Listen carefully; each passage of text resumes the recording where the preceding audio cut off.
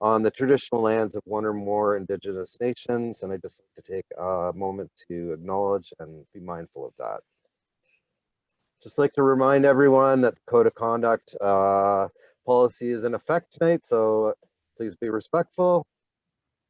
And then one of the traditions we have in the society, and specifically at the business meeting, is to remember members who have passed during the past year. So I'd like to call Joanna Berger up to say a few words about Brian.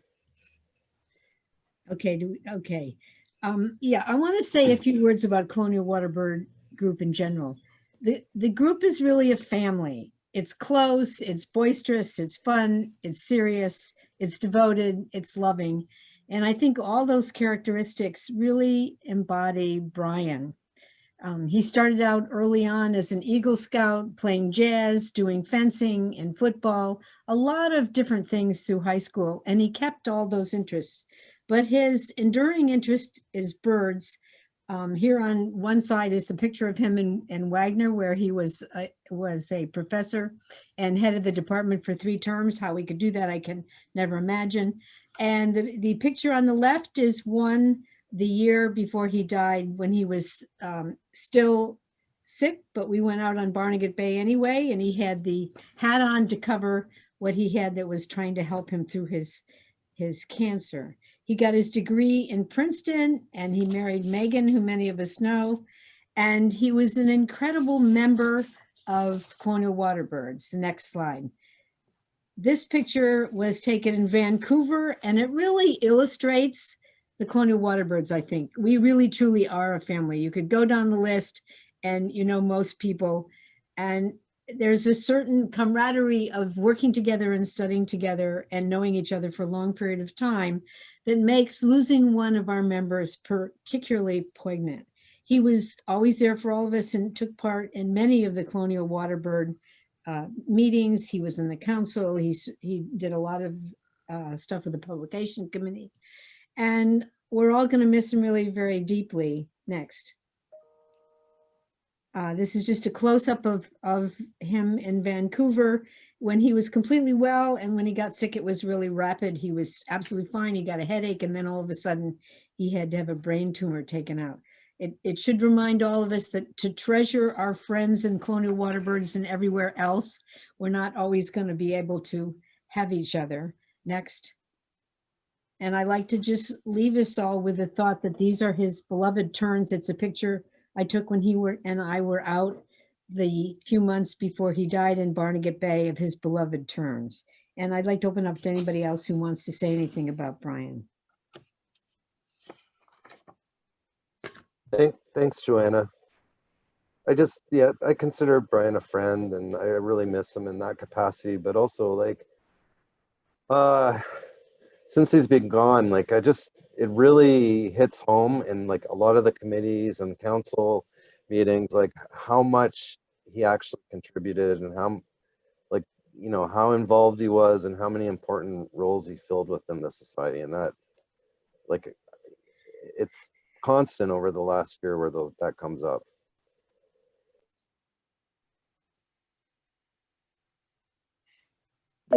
He was our quiet little brother, Nellie and me, mine, and but he had a wicked sense of humor when you take the time to listen to it, and we miss him so much.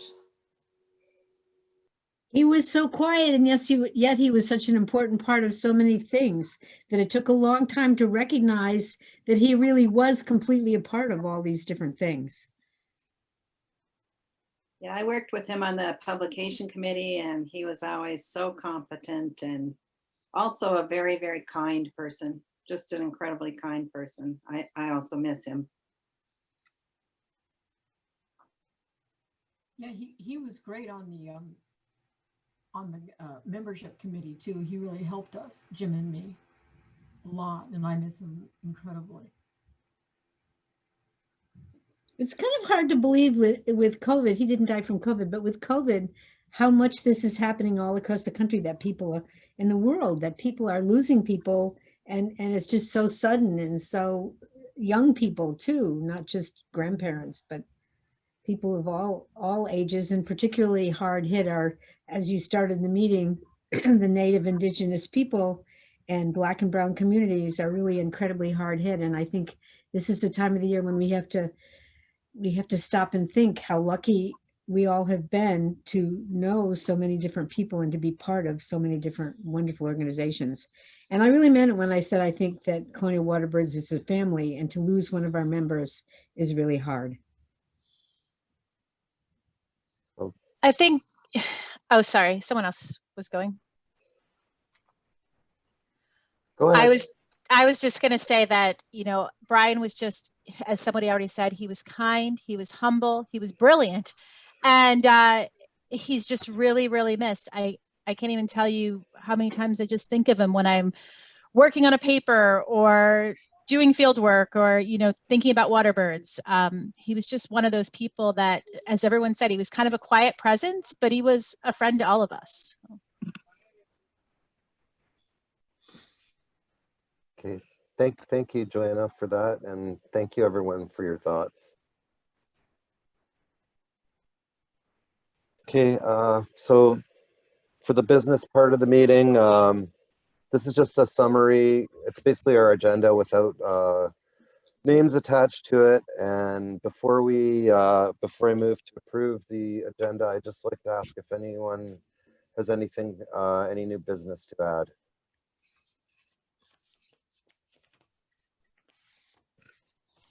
Okay, if there's nothing else to add, then I move to accept the agenda as stated. Joanna seconds it. Yeah. Is there anyone else to second the motion? Second. Yes, second. Okay, thanks, Mike. All right, so agenda is accepted. The second order of business is to Need to vote on it, Dave. Oh, I'm sorry. Okay, so if everyone could just raise their hand to vote on the motion. Thank you, Jeff.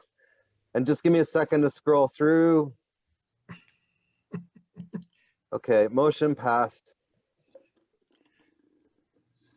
Next item of business is to approve the 2019 business meetings, and I'm just going to throw those up here in a second.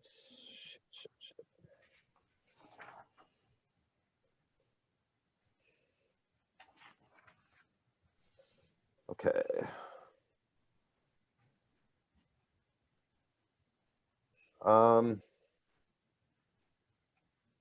Just a point of order or whatever, like, what am I supposed to do with this, Patty? We need a motion to accept the minutes, and I would move, I read this ahead of time, so I would move that we accept the minutes as submitted by Kate. Okay. Second. Okay, everyone, please raise your hands to vote on the motion. Just give me 1 sec. Motion passed. Thank you. Okay. Yeah, I know, Jeff. I gotta get better at this. You're also supposed to ask if anyone votes against it and if anyone abstains, but we'll let that slide. No, I know. It's just hard with Zoom. Like, If we okay. have any other important motions to come up, we'll do it in the chat where then it would be recorded. So everyone Okay. can say yay or nay. Okay, thank you. I don't know that will happen, but if it does, I'll try to type it in the chat quickly. I don't think there is, but that's a good suggestion. Thanks, Patty.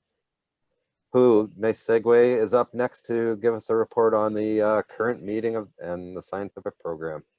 Okay. So I first want to acknowledge all of the people on the virtual committee, the virtual conference committee. These are the members that worked hard over the summer once the council decided that we needed to do or would endorse a virtual meeting. And all of these people by my side, we were doubtful all along the way that we could pull it off. So I think there's a big hurrah that it's turned out as well as it did. But these members are John Anderson, Chris Custer, Dan Catlin, Elizabeth Craig, Danielle DeOria, Clay Green, Dave Moore, Sean Murphy, Caroline Poley, Jenna Schlenner, Kate Sheehan, Kate Schlepper, Gopi Sundar, Anna Valerie, and Woody Woodrow.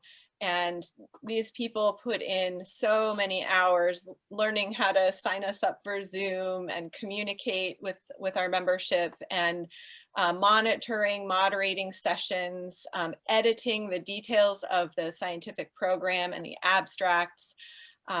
It was a real team effort, and I appreciate every one of them. So let's thank that committee. I was pleased to be able to highlight 3 plenary speakers. We remember Gail Frazier kicked us off with her keynote address.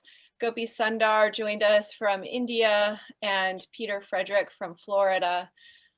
Because of the virtual nature, this platform was really a good one to host special events. So as far as I'm aware, for the first time ever, we had 2 evening Waterbird art workshops that were well attended. Anna Stunkel and Lindsay Nielsen gave us workshops, and I'm hoping that this can be something that's part of our conferences going forward. The diversity committee put together an amazing panel, the diverse experiences and inclusive conversation. Our panelists, Marisa Takata Martinez, Ricardo Zambrano, Juita Martinez, and Reina Bocathardi, and our moderator, Jamila Blake, put on an amazing workshop. I know that I left with a page of inspiring ideas for our society. So I want to thank both the committee and the participants for that event. We had a student mentor meetup, even when that seems hard and awkward across time zones, but that came off without a hitch. And then just on Tuesday evening, we finished out with the Meet the Editor event, and I understand that that was well attended, and that Andy was able to reach out to members and participants alike to highlight our journal, which I think is really important. And then, of course, following this business meeting, we'll celebrate the awards and recognitions of several different groups. So we ended the meeting with 249 registrants, which I think is a really good number. 16 countries were represented among that group. We had 43 presentations, and 22 of them were students. So I call this a win in my book. I think that this is a good showing for the Waterbirds. So thank you to everyone for participating and supporting in all the ways that you did.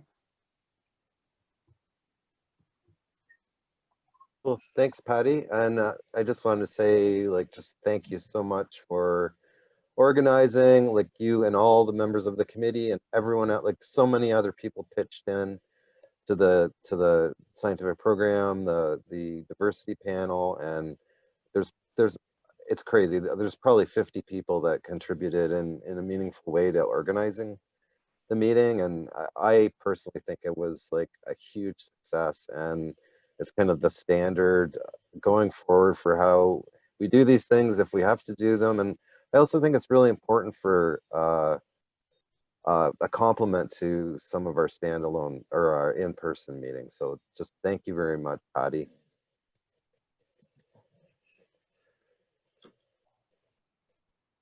Okay, next I'd like to call Kate Schlepper to give us a summary of our 2020 council meeting. Do you need to share screen at all, or? I don't. I'm just gonna Okay. talk. So we actually had 2 council meetings this year. One was our first ever virtual meeting as a council, and we did it as sort of an emergency meeting in June when we decided we had to push to online. And then we had our normal annual meeting again on Zoom, November 10th of this year, which was the day after the first keynote address of the meeting. It's typical that our annual meeting includes all of the Waterbird Society officers, all of our elected councilors and committee chairs, and we also had a guest this year. It took place over Zoom. We did it as this big 8-hour marathon, tried to accommodate different time zones for our Asian counselors. So there are three big things that I want to touch on that I communicate to general membership. One is we had our annual elections, which Erica is going to talk about in detail later, but we sent the ballot out by email on October 5th, and the election closed yesterday, December 4th. And I wanted to mention that there is a new membership login portal, so hopefully everyone saw that email. And we are also investigating just some communication, some questions about communication with membership. So we ask and remind you to please check your spam folder. And if you haven't been receiving emails from the Waterbird Society, to just contact someone in council so that we can make sure we have your up-to-date contact information. The second thing is that we had a lot of motions this year, abnormally high number of motions, partly because of this transition to online meetings. So since our last council meeting in Salisbury, Maryland in 2019, there were 10 motions that were discussed via email, and then we discussed and approved another 3 at our 2020 council meeting. These motions, I'm just going to run through them quickly so you know what sort of actions we're taking. We approved $500 to be spent on a work study student to digitize our Waterbird Society archives. We approved $1,700 in expenses to support students in diversity-related activities at what was going to be an in-person NAOC meeting. We accepted the proposal for an in-person meeting in Texas, and then we had, in that emergency online session with council, motions to postpone the Texas meeting to 2021 and to hold this current meeting virtually. We approved $3,000 for this year's diversity panel event. We made progress on a code of conduct, and we approved the recommendation from our conservation committee for the 2020 Outstanding Contribution to Conservation Award. In the current, this year's council meeting over Zoom, we had a few motions which were related to increasing the amount of money that we're going to choose to spend from our endowment every year on special projects and research grants. So this is really exciting, so that it puts a little bit more money in the pot to be a little bit more active and to fulfill our mission while we're doing well financially. And so with that, the last thing I want to say, I'm looking at the participant list and I might be preaching to the choir, but for those of you who are interested in maybe getting more involved, there are a couple things on the horizon. So we've agreed to re-engage in a strategic planning effort, and we definitely want broad input. So strategic planning involves really sort of big questions about the direction that our society is going to take in the future. We've been discussing things like whether and how to professionalize our society. We have conversations about how to sustain membership and how to best fulfill our mission with the funds that we have. So we will hopefully put out a call for an event or a survey of some type to get broad general input, and we ask that you do participate in those. And then the final thing is that there's always room on our committees and our council for new faces. So counselors get elected annually. Again, Erica will talk about this in a moment. And specifically, we're looking for new co-chairs for the conservation and publications committees. So there's definitely space if you have been to meetings but want to be more involved. We would invite you and encourage you to talk to anyone on council for more information. So that is the end of the 2020 council meeting report. And Dave, if you don't mind, I'm just going to continue. I was going to stand in for Andy. Okay. So Andy Kasner is the editor of the Waterbirds Journal. Could not be here this evening, so I just wanted to deliver on his behalf and on behalf of the publications committee as well. So the journal is sort of in a state of transition. Andy had sort of an unusual entry into his role as a fairly new editor to the Waterbirds Journal because of COVID-19. And our publications committee is in transition as well with the loss of Brian. So Andy recently sent an email to subscribers of the Waterbirds Journal, and I'd encourage you all to refer to that email. But he basically updated everyone about the current schedule for volume 43, which is the 2020 volume of Waterbirds. He reported that issue 1 made it out successfully in the spring. Issue 2 is done and should be released any day now. And his goal is for his editorial committee group to have issues 3 and 4 copied before the close of 2020. So the last thing I'll say is just the end of his email I thought was really nice. It says, I offer my thoughts and condolences to those who have faced serious illness, lost employment, or lost loved ones during these trying times. Thank you for your patience with the journal, and especially for all of you who work to ensure the conservation and appreciation of waterbirds around the world. Over to you, Dave. Thanks, Kate. Great job. Okay, up next is Erica to give a report on the activities of the nominating committee. And I think she has some exciting news as well to share. Yes, I do. Thank you, Dave, and thanks everybody else. First, I'll just go over the membership of the nominating committee. It consists of Jennifer Arnold, Clay Green, and I are co-chairs, Jeff Spendolo, Susan Albin, and Ricardo Zambrano. And I think everybody is here. We did canvass for qualified candidates throughout the summer and the fall, and we came up with 4 good candidates, and for a counselor, because that's what was needed, and we needed a secretary for this year. So just for those of you who don't know, every other year we need a vice president who will then become the president. So the vice president is the president-elect. So next year we will be looking for a vice president. For our candidates, we got the results this morning. Schneider, who deals with our membership and also sends out the polls for the election, sent out 5 messages reminding people to vote. And he got response from 26.5% of the membership. So that's 107. And he tells us in an email that that's actually a pretty good percentage, that a lot of other societies get less than 20% response. So that's great. And so the counselors for the next term, which would be 2021 to 2023, are Don Lyons, Jim Lyons, and Cass Taylor.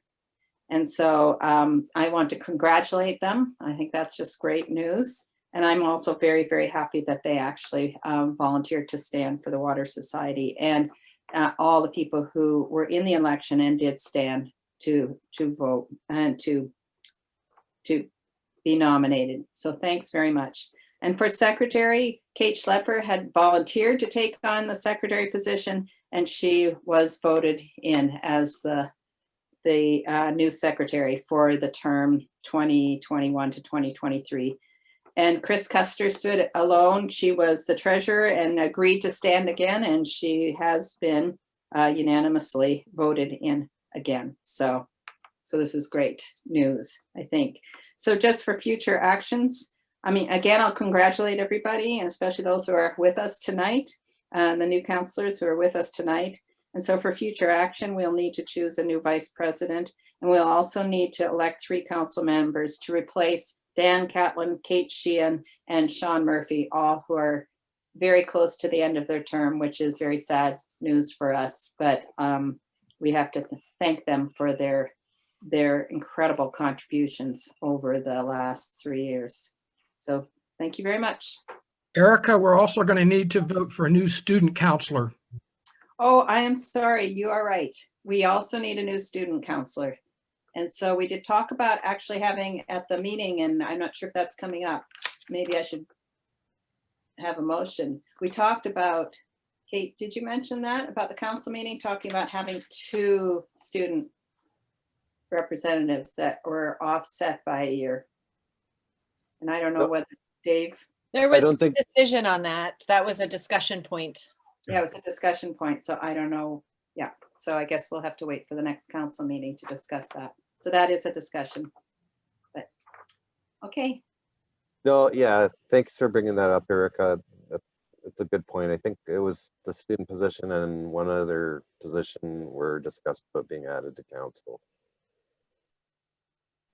We should point out, though, that any students that are interested in running, they're not limited to a student council No. position. They're eligible for any of the council seats. So if we have students interested in running more than one or two for that seat, we could encourage the nomination for a regular seat. Do you ever want to have a young career position, or is that getting too narrowing down the field too much or being too detailed? I think, Chip, the conversations that we've had in council recently is that we're not always able to get a huge list of volunteers. So the more narrow the specifications, the harder it is to have a slate for each of those seats. Yeah, So I can see that. keeping council positions broad, open to anyone, we can encourage young folks, whether they're still students or whether they're early career, to join council through the typical council seat. Yeah, that's fine. I'll also add that because of the really good attendance at both the diversity and inclusion workshop and just at the annual meeting, generally the virtual meeting, I think we're going to have some good candidates for either a student position or a regular council meeting for council position for next year.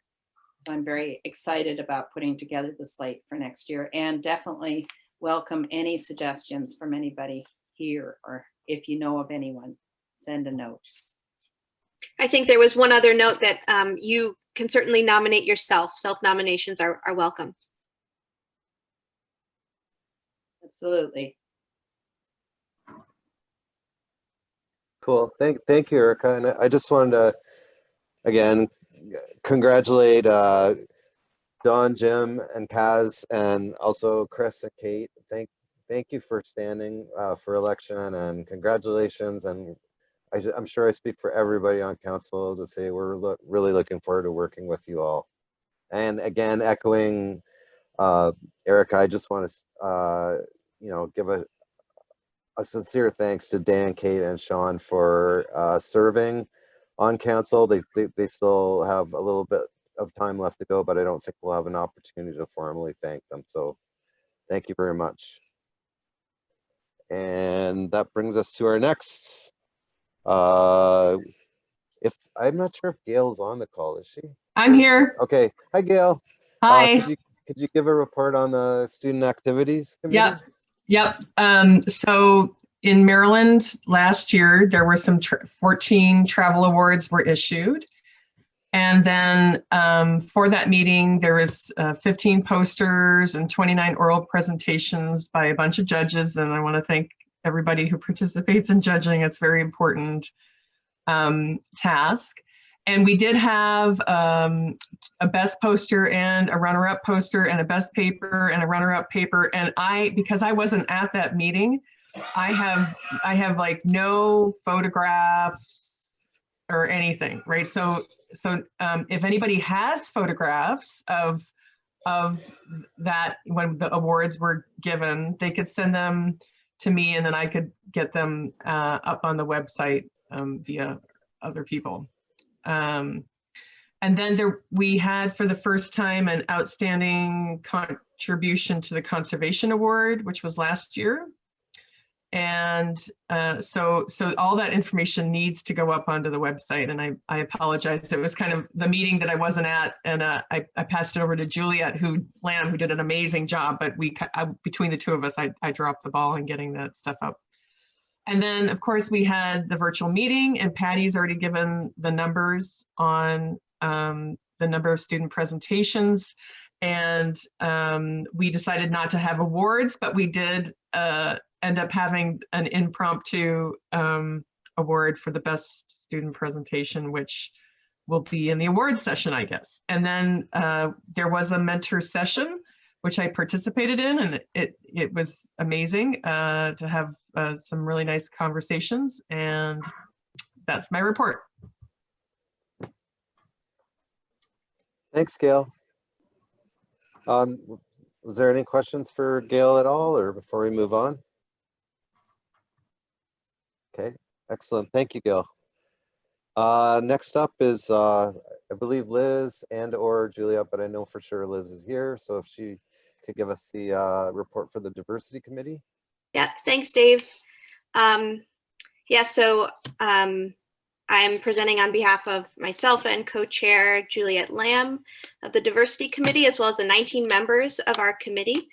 And as a review for everyone here, the mission of the Diversity Committee is to make a bold, clear message that the Waterbird Society is inclusive of all waterbird biologists, regardless of their gender identity, sexual orientation, race, ethnicity, economic status, race, age, or religion, and that we see the role of the Diversity Committee is to promote and celebrate diversity in our society.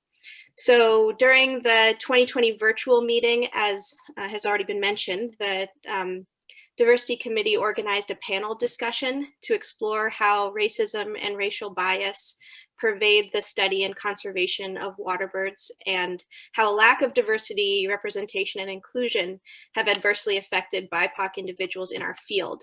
So we did hold a 3-hour panel discussion on November 19th, which consisted of conversation amongst the panelists who were sharing their personal experiences as waterbird biologists of color.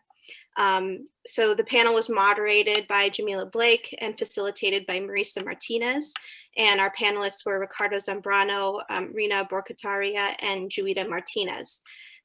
We followed up the panel discussion with a Q&A for the panelists, as well as breakout groups where groups of 5 to 6 participants met with facilitators from the Diversity Committee to discuss potential action items and next steps.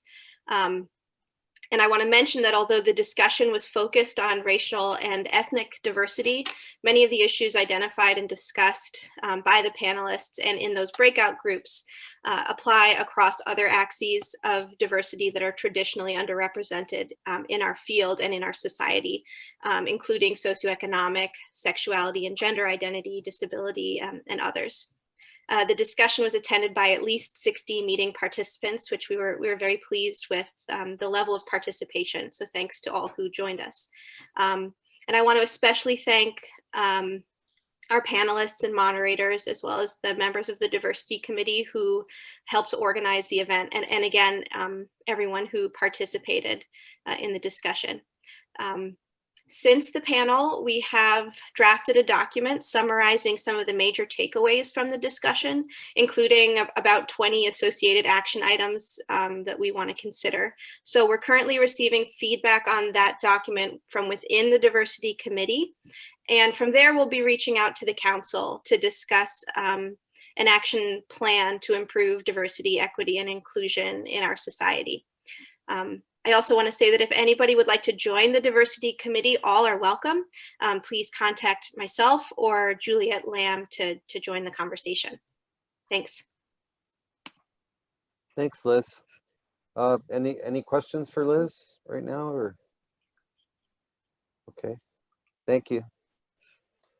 Next, I'd like to call on Nellie to give a report on our grants committee. Hi, everybody.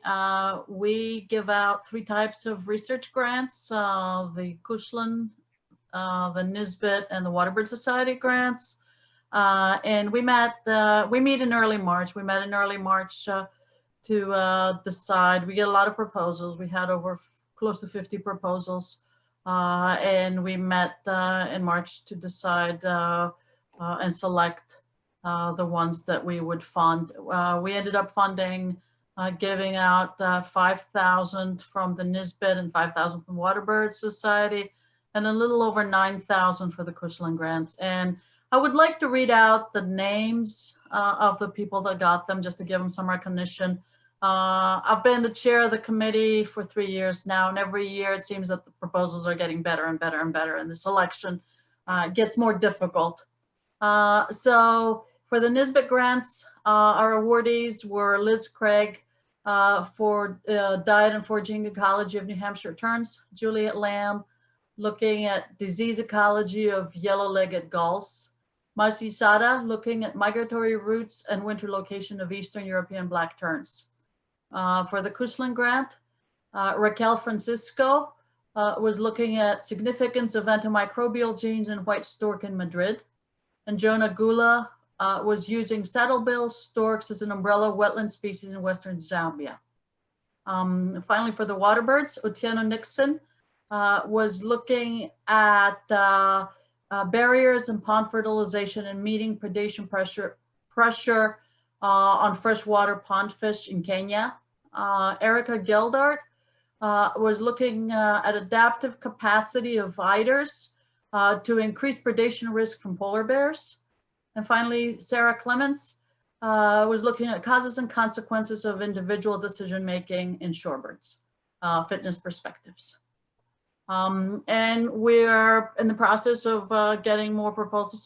They've already started coming in, but usually the flood of proposals comes in January because that's when our deadline is.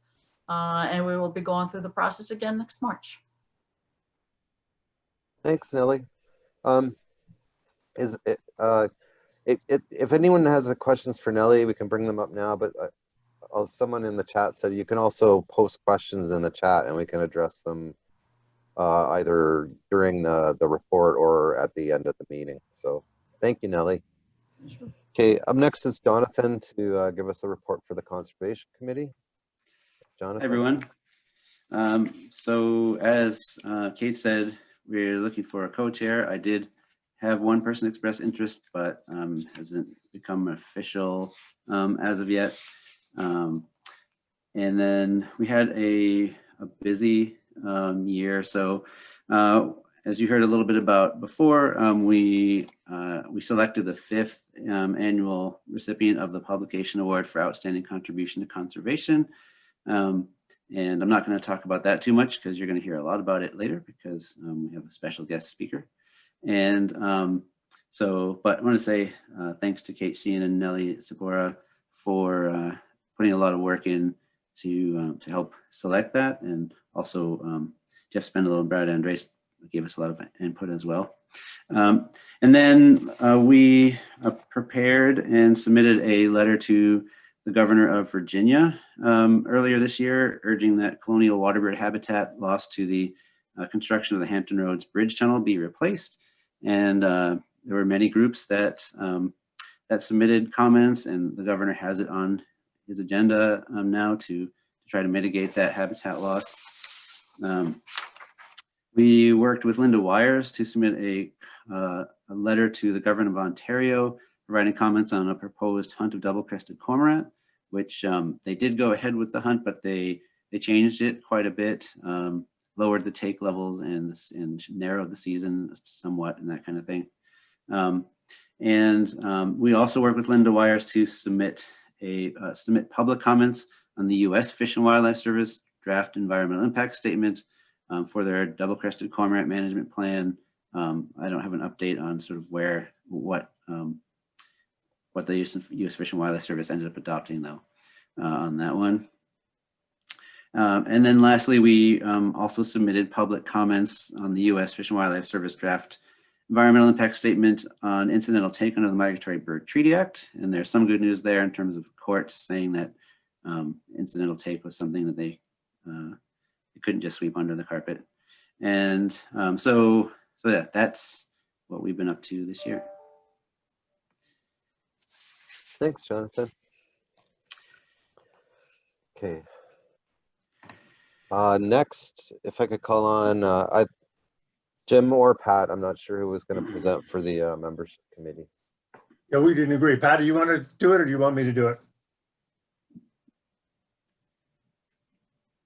Pat?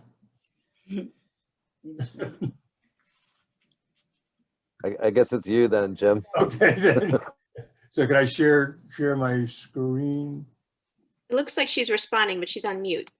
Oh. Am I on mute now? We can hear you now. Okay, yeah, go ahead since you made the PowerPoint. Okay. Okay, can you see that? Mm-hmm. Yes.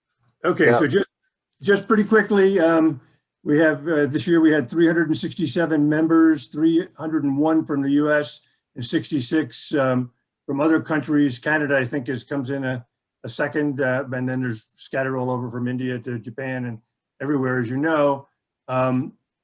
We have a core of members, 267 members that were members for all of the last 3 years, but also in the last 3 years, 217 people were only members for 1 year. And so this is, you know, if we're trying to grow the society or at least keep it stable, this is an issue. So we, Pat, let's see, why is this not changing? There we go. We send out a survey to non-renewers, 142 people who were members in 2019, but not in 2020. And there was a series of a short number of questions, yes, no kinds of questions. We only had 19 respondents, 13%, which is not great. So you'll have to take what I show you with a grain of salt. But just a few people said, or one person said, I think you're in error. I think I did renew, but the rest said no to that. A number of people, 59% said, oh, that was an oversight, I meant to join, and I'm going to get right with it. So I'm glad that there's people in that category along with me. And then 47% said, no, I no longer wish to be a member for a variety of reasons. And unfortunately, we just got these results from the Schneider Group. We didn't get the raw data. You know, obviously there's some questions about the relationship between the answers to these questions, which we can't deal with without having the raw data. So we'll continue to work on that. 3 people, 18% said, or 19% said, my job or interests are no longer focused on waterbirds. So fair enough. 3 retired. And this was an interesting one. I think 5 people said the cost has been burdensome, and that's for, and we'll have a few written responses that'll address this later, but there may be some things we want to do in terms of lowering the cost to students, early career professionals, and people in developing countries, perhaps. The Waterbird Society no longer fills my needs. 5 people answered that in the affirmative. And then we asked, because we had this concern that people, including myself, had all their Waterbirds communications going into the spam. And so we asked people, although probably this is not the right group of people to be asking, but they did say, even though they didn't renew, that they were getting information or correspondence from the Waterbirds group. And most said they're going into the inbox, and nobody said else said they were going into their spam. But a few said I've not been getting emails, which makes sense because this is the group that didn't rejoin. So, and then there was an opportunity for to answer this question: what might you induce you to rejoin, or why did you not rejoin? And one person said they'd like to see more involvement with pelagic and marine ecosystems, not just coastal. A few said they'd like to see a reduction in the membership fee. Or one person said that it was an unemployed person. There's a longer response, but I just summarized it here. Another person said discounts for persons in developing countries, especially for students and self-employed people in developing countries. One a little disturbing, but there it is, get off the political correctness bandwagon. So maybe we don't want that person to rejoin, I don't know. And better handling of family memberships. There have been some issues about that. People have had a hard time getting ballots if they're in a family membership and so on. And then one person said they'd like to have meetings when they can attend it. And this was a person who did fall field work and didn't want to be a member if he couldn't engage in it, the meetings. So, so these are my conclusions based on careful thought in the last half hour. Basically one thing we have to be aware of, this is based on a small, probably biased sample. We need to do a better job of reminding people, and maybe we want to think about having an auto renewal. I've gotten to the point where I I really like that, where people said, yeah, we just charge your credit card. Okay, great. You know, and you can always say, stop that. But, and maybe we want to think about having better rates for students and early career folks and folks in developing countries. One thing, this is actually from last year, but it hasn't changed. This is the age distribution. There's only 2 classes, so that's an issue, but you can see that this is not the kind of an age distribution you want in a growing population, right? And so, so we need to think more about getting more young people in for more than just the year that they happen to attend a meeting. And I would just end by saying, if any young people who would like to join the membership committee, I'd echo Kate's plea to have more people becoming involved, but in particular, young people to help us find ways to recruit new emerging professionals into the society. That would be good. And that's it. Cool, thanks, Jim. So up next, we have Chris giving reports for both the treasurer and the finance committee. Thanks, David. I'll go ahead and share my screen here.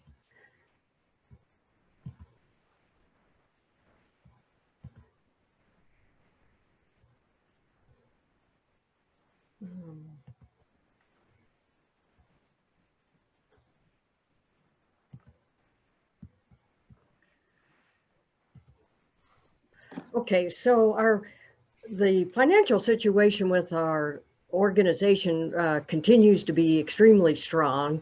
You know, our expenses have gradually increased over the years, but so has our revenue. So we are continuing to have a decent distance between our incoming revenue and our outgoing expenses. So our main revenue sources are our Bio1 JSTOR, all of that electronic revenue, both from our electronic members, but then anytime anyone searches and clicks. So that's an excellent outcome. More concerning, and you know, it's been touched on by a couple people prior to me, is that our membership revenue continues to go down. And it's not so much a concern about the actual revenue, but it means that our membership is declining. And I think I'd encourage everybody to encourage all your colleagues that are working with Waterbirds that aren't members to get them to join. But also, you know, what can we do to reverse this trend and have either a stable membership base or, better yet, an increasing revenue base? And then our page charges are pretty static, but again, I want to encourage everyone, as you put grants together, to please put a line item in there to contribute something towards your page charges, because it is an important source of revenue for our society to be able to continue to publish our journal.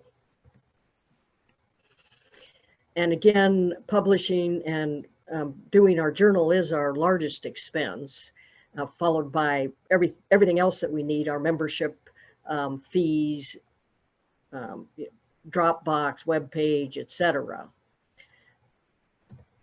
And then I wanted to just finish up with a little bit on our 3 investment accounts. So we have the Cushlan and Nesbitt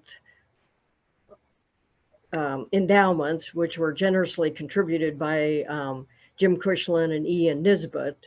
And those are what funds the research awards that Nellie just mentioned. And because the stock market's been so good over the past 10 years, we are now going to contribute, we had been contributing 3% of the 5-year running average, but we're going to increase that to 5%. So that'll be a significant jump for all of those awards starting next year. And then the Society's Research Award, which comes out of the General Endowment, keeps lockstep with the Nisbet Award. So all 3 will have increased amount of money for next year. And I guess I just always have to put the caveat, like you see in the investment advice, it's, you know, these have been going up for the past decade or so, but they don't always go up Look back in 2008 and just after 2000. So I think we're spending wisely, but we now have some flexibility to increase that spending. So if anybody's got questions, I usually bring copies of, our profit and loss statements, but please feel free to email me.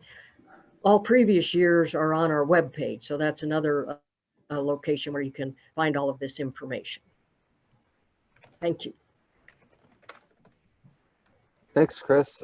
Does anyone have any questions for Chris or Ricardo right now?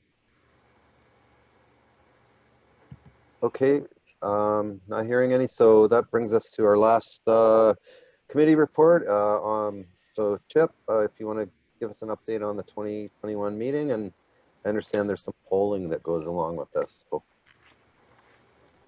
Okay, do you want to do polling first, Patty, or do you want me to give my spiel first? I think you should talk first. That'll put a context on some of these questions. Okie doke. My talk or my presentation, I don't have slides because it isn't that detailed. It isn't that complicated. We basically postponed everything 1 year from what I presented last year. So our plan for next coming year for 2021 is to try and go back to Houston or the Houston area.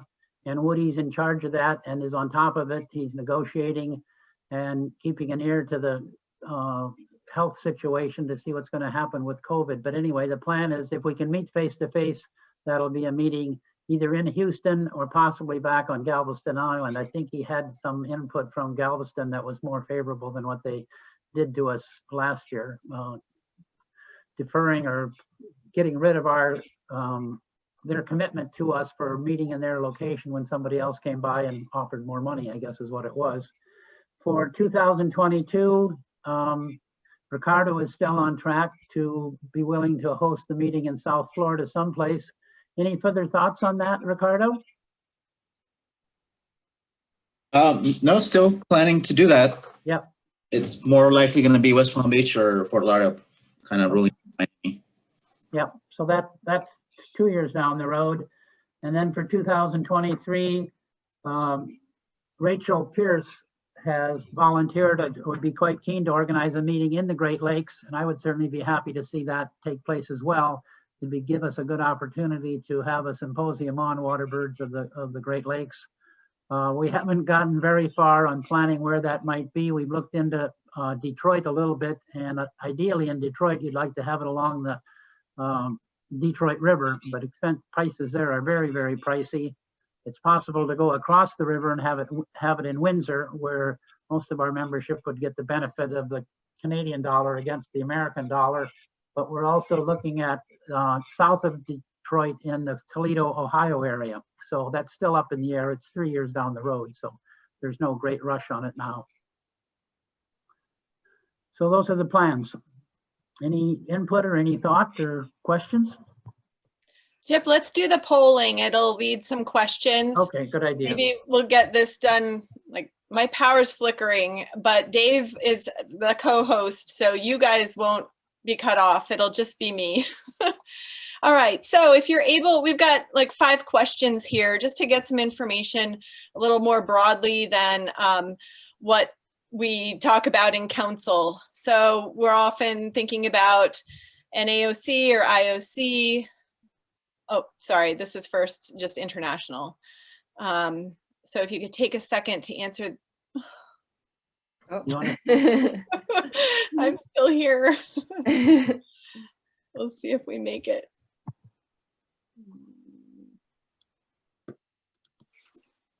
How do you vote? Just click on the circle. Click on the circle and then the submit button will show up at the bottom.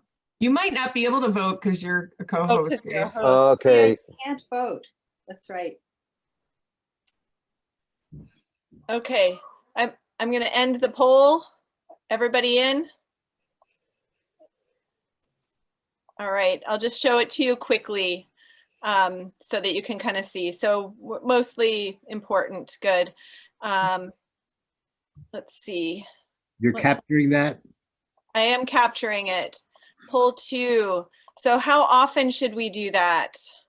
How often should we meet outside of North America, ideally? Yeah, that's what I think. I'm voting for both Mike and I, so you should count it twice. Okay. There's no way to do it. And I'm voting for Steve and I, so yeah. There's no way to do it. Do you agree? No, there's not. You just, yeah. I'm voting for my cat and I. All right, I'm going to end that and I'll share that. Mhm. You know, like 3 to 4 years. Okay, number 3, here we go. So talking about the large ornithological conferences. I was hoping we'd have some of the younger students here. Not sure we have many, but Eddie, you want to mention that, I guess, NAFC is every 4 year for. yeah, every 4 years.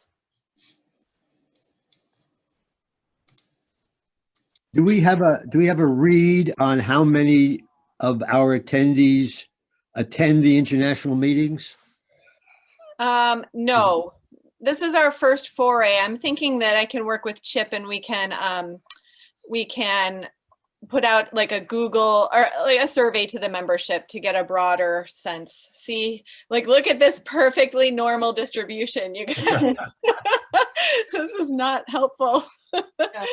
All right, let's go to the last one. Okay, so locations.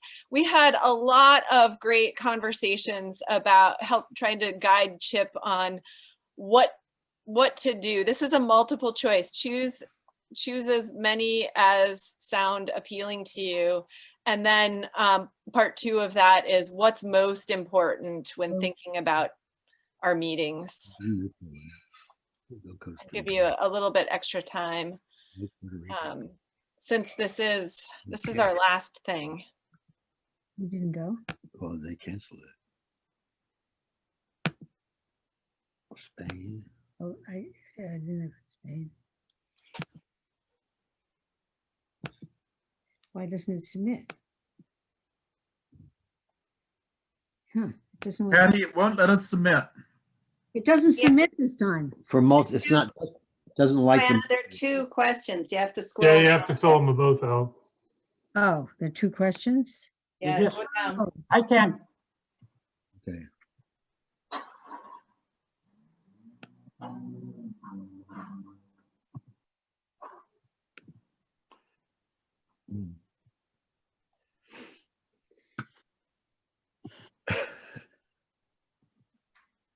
Give people another minute or 2 here.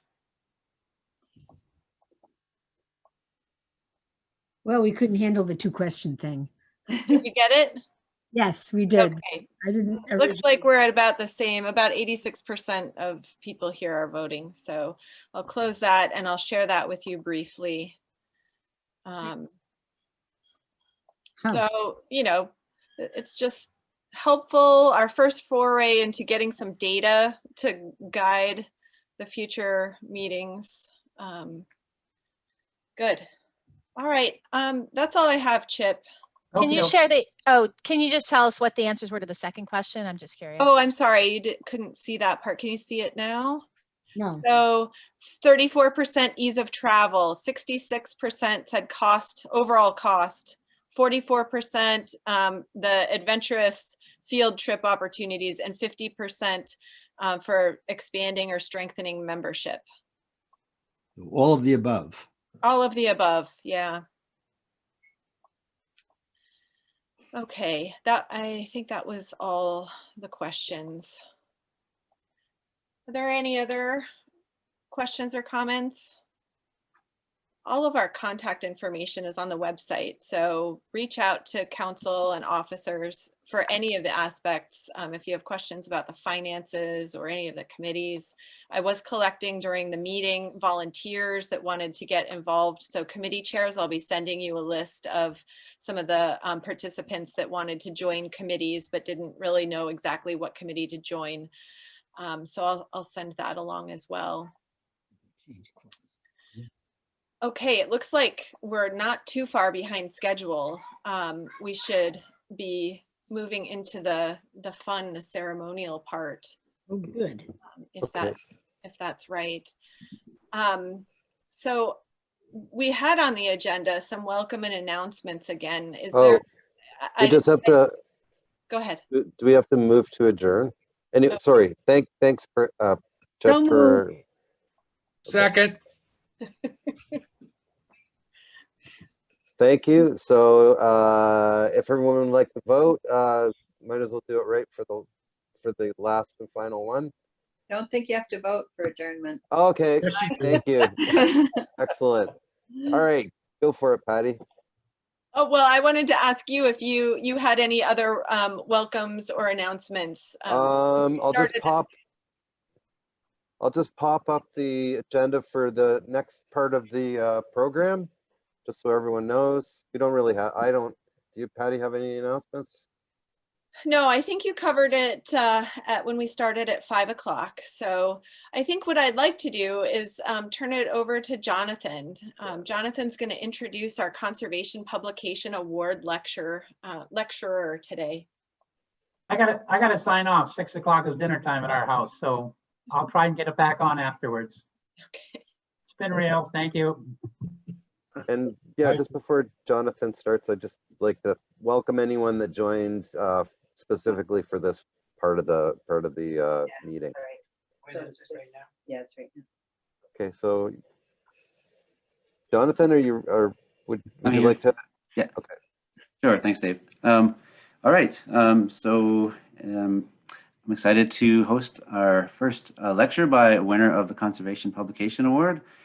So as everyone here knows, one of the biggest barriers to conservation of endangered and otherwise rare species is the lack of biological information on which we can base management decisions. And our speaker today has spent her career working on filling in an information gap on one of the most critically endangered waterbird species.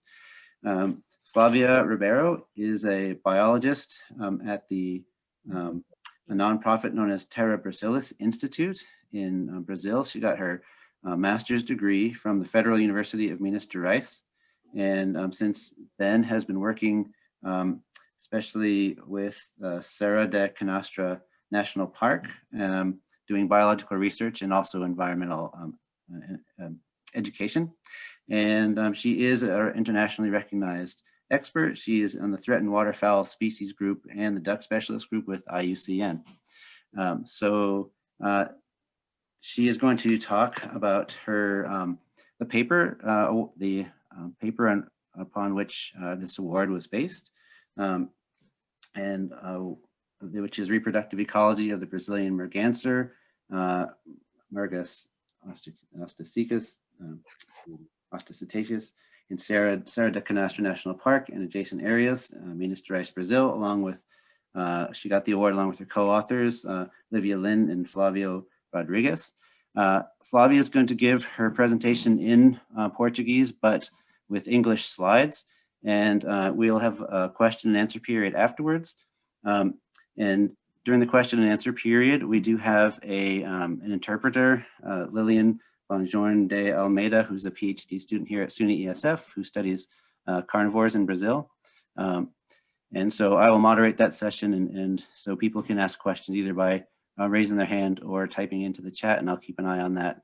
And between Lillian and I, we will run the question and answer session.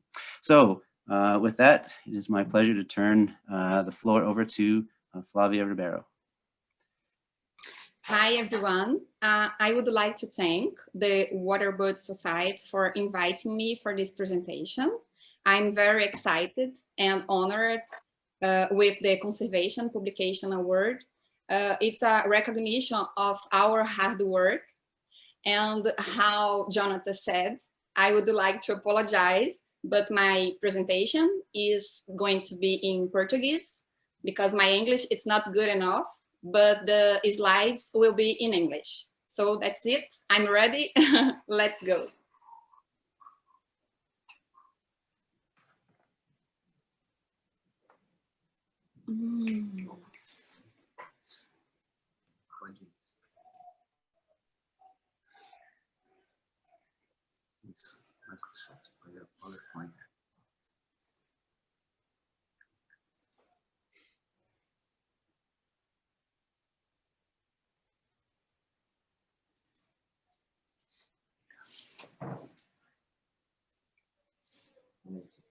Just a minute, sorry, but I'm searching. Mm.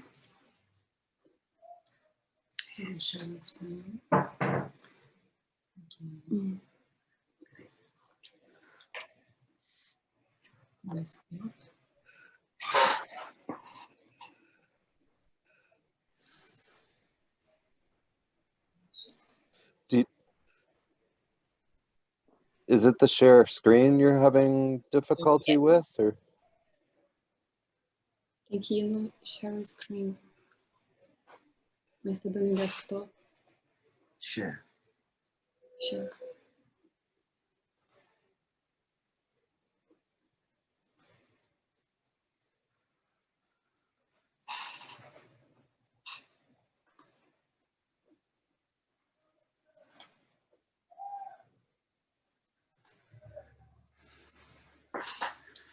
Eu vou entrar por outro link. Gente.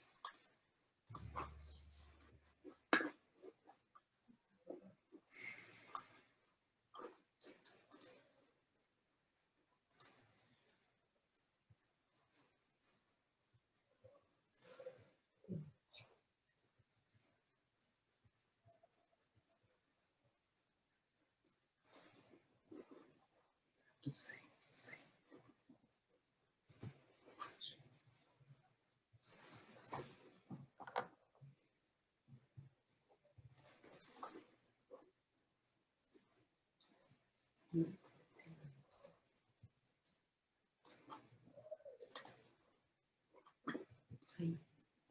Deu?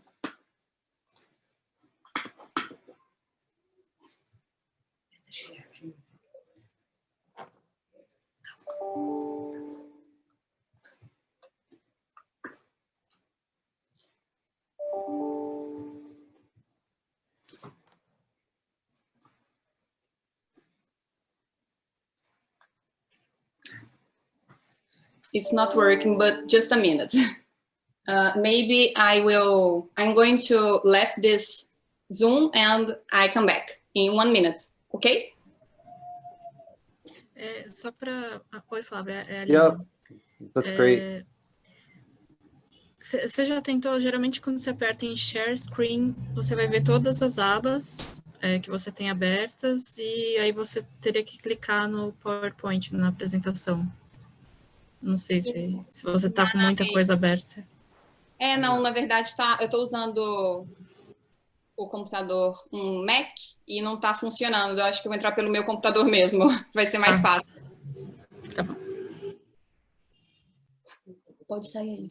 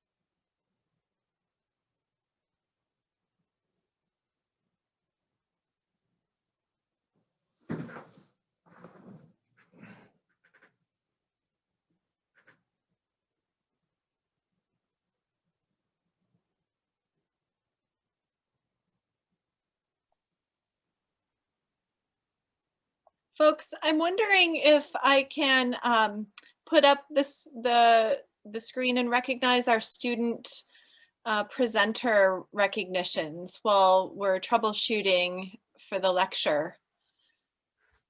I want to give her the time that she needs in order. Oh, okay. That's me, Patty. That's you. Okay. No, I think that's a good idea. While Flavia like troubleshoots, we'll just, oh, yeah. So Flavia, no worries. Just we'll get some of the other things done, and then we'll come back for your presentation. Okay, thank you. Yeah. Okay, so Dave, I don't have a slide to share. I'm just going to read and then. I have one to put up. So. Okay. All right. So this year we decided it was just going to be a little bit too overwhelming to do the rigorous academic evaluations of student presenters, and so we decided to use the platform again for what it's worth to crowdsource nominations for student recognitions. And so in each session, each of the paper sessions, the moderators solicited a Google form report from the audience for comments to student presenters and nominations as really outstanding presenters. So tonight we'd like to recognize 7 of our student presenters who were nominated by multiple people in their audiences. So here we've got Logan Klein for can unmanned aerial vehicles and novel artificial intelligence techniques improve accuracy and efficiency of nesting waterbird monitoring, an interdisciplinary case study in Maine. Also, Aya Kumagai for her presentation, Effects of Wind Speed and Direction on the Black-tailed Gull, Flight Height in Northern Hokkaido, Japan. Lauren Lescure, interannual isotopic niche shifts and 3 breeding alcids in coastal Newfoundland with varying prey biomass. Kate Schlepper, risk of overheating during an acute stress response varies with body size and condition in the altricial young of a subtropical wading bird. Olivia Smith, effects of climate-mediated changes in the diet of a threatened Gulf of Maine seabird. And Jill Tengeries, Aleutian tern chick diets in the Kodiak Archipelago, Alaska, USA. And Olivia Wolford, investigating the sale, purchase, and collection of federal metal bird bands among waterfowl hunters, implications and challenges for waterbird data management. We're all really proud of the student presenters. Each year, those of us who are getting older and further from the student ranks are impressed with the quality of the presenters, and you're the future of our society. So thank you for your contributions, and we look forward to your presentations in the future. So we've mailed out certificates of this recognition and a small commemorative pencil pouch. And tonight we want to take time to recognize them in the bigger group, in the larger group. So congratulations, students. Thank you. Congratulations, all the student presenters. Thanks, Patty. It looks like Flavia's sorted out some of the technical issues, so I'll pass it over to Jonathan again. Okay, yeah, so we got a chat saying Flavia is ready. So we will go back over to Flavia and for your presentation.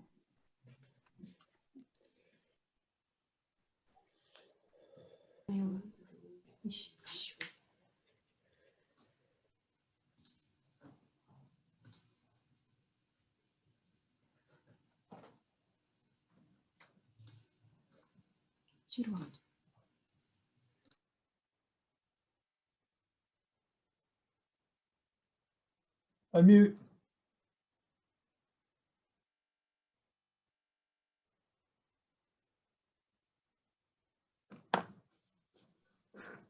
Flavia, you're muted.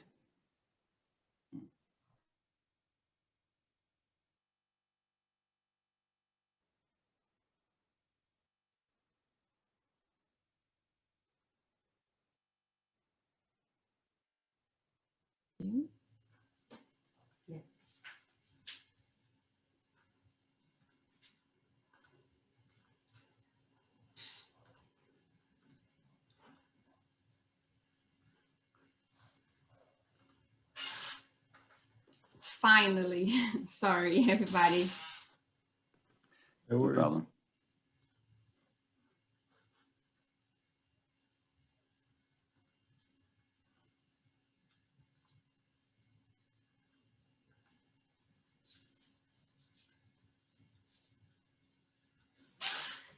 Bom, então hoje eu vou apresentar para vocês alguns dos resultados que nós conseguimos alcançar ao longo de todos os anos de estudo, trabalhando com pato mergulhão.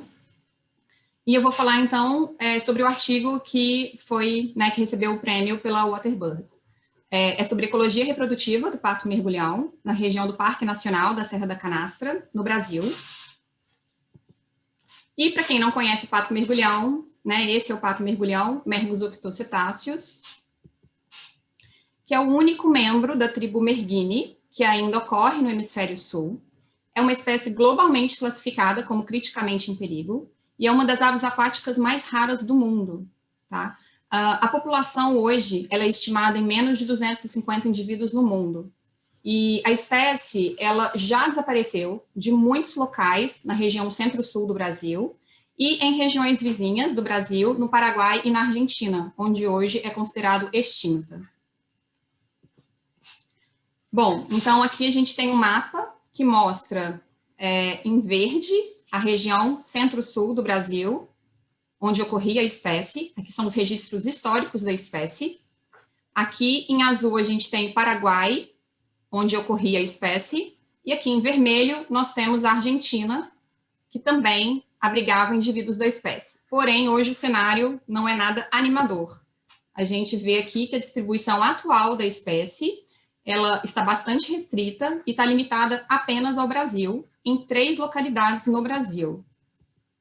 Na região do Parque Estadual do Jalapão, na região do Parque Nacional da Chapada dos Veadeiros e na região do Parque Nacional da Serra da Canastra, que é uma área-chave para a conservação da espécie e abriga a maior população de pato mergulhão no Brasil, que tem cerca de 140 indivíduos.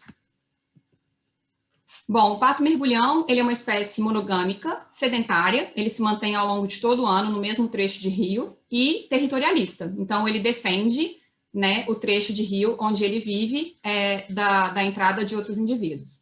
É uma das poucas aves aquáticas adaptadas a rios de regiões montanhosas e ele ocorre em baixas densidades, em cursos de águas claras, interceptados por corredeiras e cachoeiras, com mata de galeria. Ele é um predador visualmente orientado, então significa que ele é completamente dependente de água limpa para capturar suas presas, que são pequenos peixes e invertebrados. A espécie ela é altamente vulnerável à alteração de hábitat e, em particular, à degradação da qualidade da água. Então, todo e qualquer impacto que afete a qualidade da água afeta diretamente a permanência do pato mergulhão. A espécie nidifica em cavidades, sempre em beiras de rio. O primeiro ninho ele foi registrado por Partridge em 1956 e foi em uma cavidade em oco de árvore na Argentina, na região de Misiones. O segundo ninho ele foi registrado quase meio século após o primeiro ninho da espécie e ele foi registrado por Lamas e Santos em 2004 em um paredão de rocha na região do Parque Nacional da Serra da Canastra, no Brasil. A partir de 2005, nós, no Instituto Terra Brasilis, começamos a encontrar uma série de ninhos. Chegamos a encontrar um total de 25 ninhos entre 2005 e 2020, e a grande maioria deles está localizada em cavidades em terra. E esse número de 25 ninhos corresponde a cerca de 60% dos ninhos conhecidos para a espécie. Então, é um número bastante significativo. Aqui, para ilustrar para vocês, nós temos um ninho em uma cavidade em árvore, em oco de árvore. Essa é a foto de uma fêmea saindo do ninho. Os filhotes dentro do ninho após a eclosão. Aqui um ninho em cavidade de rocha, em paredão rochoso. Aqui uma vista mais próxima desse ninho. Aqui um ninho em barranco de terra. E aqui uma visão mais próxima também e com a imagem da fêmea saindo do ninho com seus filhotes. Bom, então nossa área de estudo é o Parque Nacional da Serra da Canastra, no Brasil. fica no estado de Minas Gerais. E a região ela apresenta uma variedade de formações vegetais típicas do bioma cerrado, que é a nossa savana brasileira. Fora do parque, a paisagem ela já muda, a gente pode observar manchas de cerrado, ainda conservado, que estão entremeadas a manchas de cultivo e de pastagens. A região ela consiste em uma rede de drenagens de inúmeros tributários e nascentes de importantes bacias hidrográficas brasileiras. E aí agora eu vou falar um pouco para vocês como foi feita a coleta de dados.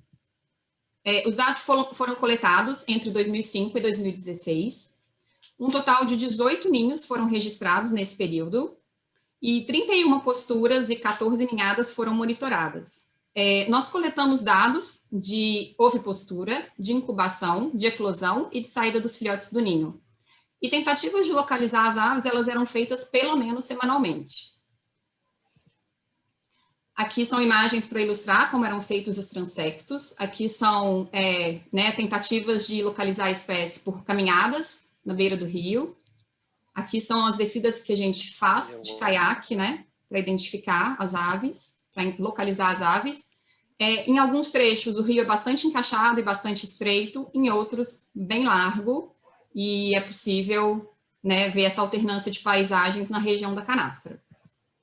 E aqui alguns dos animais, eles estavam marcados, quando eles estavam marcados com rádios transmissores, a gente tinha a possibilidade de monitorá-los por meio de radiotelemetria. Bom, nós coletamos os primeiros dados para a espécie de temperatura e umidade de incubação, e isso foi obtido com o auxílio de um datalogger, que foi inserido dentro da câmara oológica nos primeiros dias de incubação, durante todo o período de incubação, e esses dados eles foram registrados em intervalos de a cada 5 minutos. Aqui é uma foto do datalogger dentro do ninho. E aqui nós também medimos, né, o comprimento dos ovos e largura e com um paquímetro digital, e também calculamos o volume dos ovos por meio da equação de Hoyt. Alguns ovos eles foram marcados e foram pesados com uma balança eletrônica antes e após o início da incubação começar, e aí a gente pôde fazer uma pesagem semanal para calcular a perda de peso desses ovos. Alguns ovos, eles também passaram por ovoscopia, a partir do momento em que se iniciava a incubação, para podermos acompanhar o desenvolvimento embrionário dos filhotes. Bom, captura e marcação. Então, como foi feito, né? Nós capturamos, entre 2008 e 2016, um total de 58 indivíduos, sendo 22 adultos e 36 jovens, 11 eram fêmeas e 11 eram machos. E nós utilizamos de redes de neblina, com malha de 100 milímetros, que eram estendidas perpendicularmente ao leito do rio. Aqui essa é a Lívia, que é a nossa coautora. Aí aqui a gente estava retirando, né, uma das aves da rede. E em alguns momentos, vários patos caíam na rede, precisavam de várias pessoas para retirar essas aves da rede. Aí as aves eram pesadas, sexadas por meio de reversão de cloaca. O sangue era coletado e enviado posteriormente para análises genéticas. Nós marcamos os indivíduos com anilhas metálicas e também com anilhas coloridas, que a partir dessa combinação de cores, né, de uma combinação de cores, a gente poderia identificar os indivíduos quando observados dentro da água ou sob pedras. Alguns dos indivíduos receberam rádios transmissores, que eram afixados nas retrizes centrais, quando as penas apresentavam boas condições para isso. Os indivíduos passavam por morfometria, e aí aqui a gente tem uma medição de asa, de crânio e do tarso. E aí aqui são as anilhas coloridas, né? Que serviam na identificação visual de cada indivíduo. E como nós calculamos o sucesso reprodutivo? Nós calculamos esse sucesso baseado em 5 diferentes estimativas, como sugerido por Mayfield ou adaptado de Mayfield. O sucesso de ninho foi a probabilidade que pelo menos um ovo, no início da incubação, ele iria sobreviver por todo o período de incubação, que é de 33 dias. O sucesso de eclosão, a taxa de eclosão, era a probabilidade de que pelo menos um ovo, presente no momento da eclosão, iria eclodir com sucesso. A sobrevivência do filhote era a probabilidade de um filhote sobreviver por 8 semanas após saída do ninho. A sobrevivência da ninhada nós consideramos como a probabilidade que de pelo menos um pato, né, um filhote, na ninhada sobreviveria por 8 semanas após a eclosão do ovo. E o sucesso do descendente, que foi de ovo até um filhote de 8 semanas, foi a probabilidade que pelo menos um ovo, no início da incubação, ele chegaria a eclodir e após essa eclosão, ele iria produzir um filhote que sobreviveria por 8 semanas. E por que 8 semanas? 8 semanas foi definido como um tempo limite, uma idade limite, porque nessa fase ainda é possível identificar cada ninhada dos seus pais marcados, quando os filhotes ainda não foram observados formando grupo misto de jovens, o que é bem comum de observar por volta de 2 meses e meio, 3 meses. E o que nós obtivemos de resultados a partir dessa coleta de dados durante todos esses anos? De um total de 18 ninhos, 10 foram ativos por mais de uma estação reprodutiva. Alguns ninhos ficaram ativos por 7 anos consecutivos, por exemplo. As fêmeas de pato mergulhão, elas nidificam somente uma vez por ano, e durante todo o período de estudo nós não observamos tentativas de renidificação. Isso pode estar relacionado ao fato da fêmea ter dificuldade em encontrar uma nova cavidade adequada, ou ao fato de que em todos esses ninhos eles foram abandonados ou destruídos durante a fase de incubação dos ovos, quando muito do processo de nidificação já havia decorrido e ela já havia tido um investimento energético muito alto. E embora não tenha sido observado entre os indivíduos de pato mergulhão, a renidificação é muito comum entre outras espécies de merguine. Aqui a gente, sobre a ovipostura, né? Ela ocorre em dias alternados. Ela começa entre o dia 12 de maio e 2 de julho e tem um pico em maio. Mais de 80% dessas oviposturas ocorrem em maio. O tamanho de postura variou de 5 a 8 ovos, com uma média de 6,7. E aí a gente observa que o pato mergulhão ele tem o menor tamanho de postura dentro do gênero, porque as fêmeas de mergus esquamatus, elas colocam entre 8 e 12 ovos, e as fêmeas de mergus merganser e mergus serrator, entre 9 e 10 ovos. Com relação à incubação, os ovos, eles pesaram, em média, 59 gramas, e isso é equivalente a aproximadamente 7,9% do peso de uma fêmea adulta. E as fêmeas pesam, em geral, 747 gramas, em média. A perda de peso de ovos férteis durante o desenvolvimento embrionário, ela foi em média de 7 gramas, e isso corresponde a quase 12% do peso do ovo. E a perda de peso do ovo, ela foi ligeiramente menor do que a média encontrada para outras aves em geral, que é entre 14% e 18%, mas o tipo de ninho e as condições climáticas às quais os ovos são submetidos, eles desempenham um importante papel na perda de peso do ovo. Então, ninhos localizados em cavidades, tais como os do pato mergulhão, eles têm um microclima mais ameno, os quais poderiam influenciar esses resultados. Bom, o período de incubação observado foi de 32 a 34 dias, com média de 33 dias. E a incubação, ela começou em maio, entre maio, né, e julho, com uma data média aí do dia 4 de junho. A grande maioria da incubação, né, o dia médio da incubação foi dia 4 de junho. Somente a fêmea foi observada incubando os ovos, e nessa fase, ela deixa o ninho 2 vezes por dia. A duração da primeira saída, ela variou bastante, entre 28 minutos até 206 minutos, com uma média de 88 minutos. E a duração da segunda saída, ela variou de 35 a 161 minutos, com uma média de 72 minutos. Então, aqui nesse gráfico, é possível notar que a primeira saída, né, da fêmea ocorre, em média, às 7h17, e na região da Serra da Canastra, o sol nasce às 6h40, por volta das 6h40. Aqui a gente pode observar a segunda saída com um horário médio de 12:30.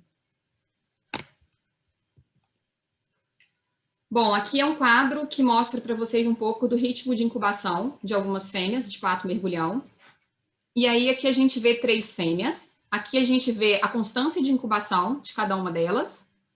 Aqui a gente pode ver qual foi a frequência de recesso por dia dessas fêmeas e quanto tempo ela passou por dia, né, a duração do recesso diário, quanto tempo por dia ela ficou fora.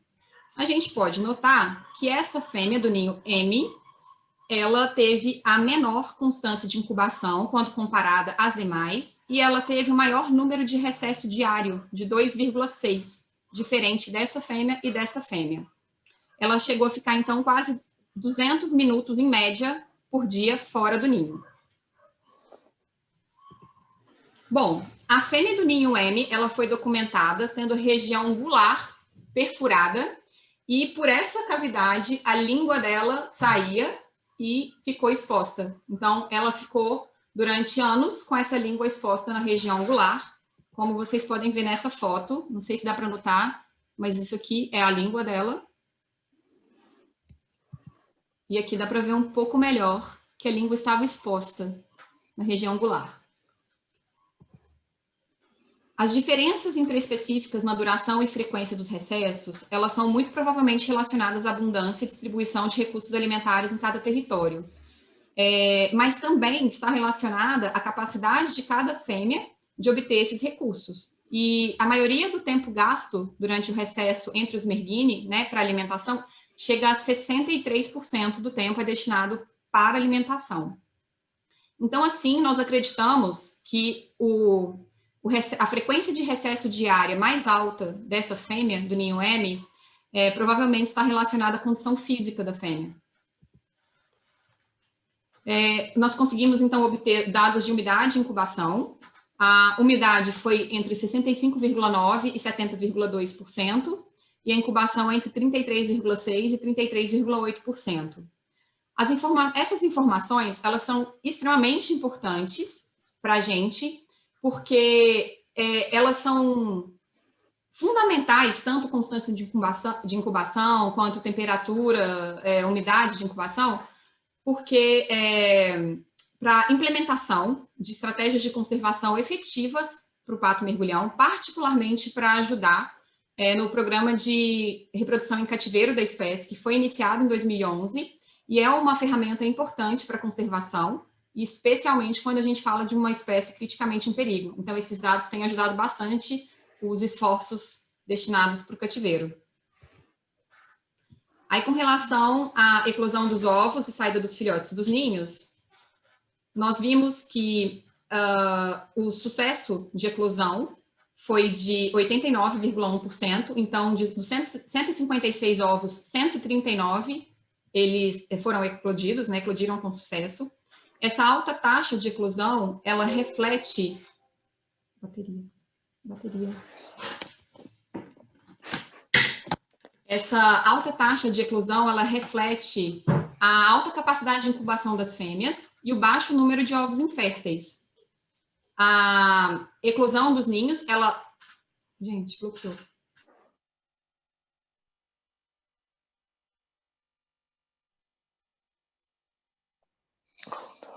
Did we lose her completely? Yeah, I think so. We did. Oh no. Seems like it.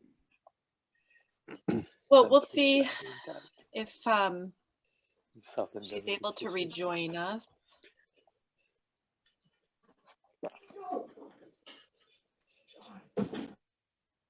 Okay, so I'm going to suggest that we move along in our schedule, and if she returns, we will connect and pick up with that talk.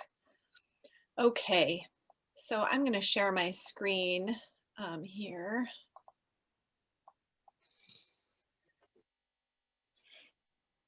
I followed all of Jonathan's. There we go. Excellent. Jonathan helped me figure out how to show PowerPoint slides.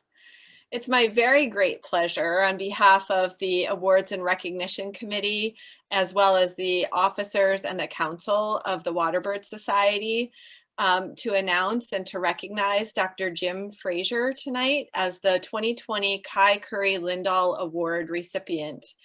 This award calls attention to either a lifetime of singular efforts on behalf of the, or a lifetime of, or singular efforts on behalf of the conservation or management of breeding waterbirds and their habitat, or to one outstanding example.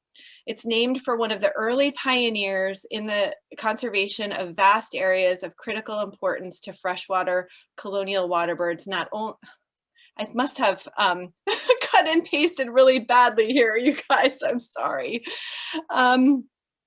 It is named for one of the— Put it on presentation. Put it on presentation rather than. Is it not? It's not. No. It's not sharing at all. There you go. Oh, you No. share and then just a little. There we do. Let's do Flavia's that. Flavia is back. Yeah. Okay. All right. Well, let's go back to Flavia and I'll start over like this disaster never happened. You're back. And we can pick up with her talk where she left off, I think. Já tá? Ah, sim.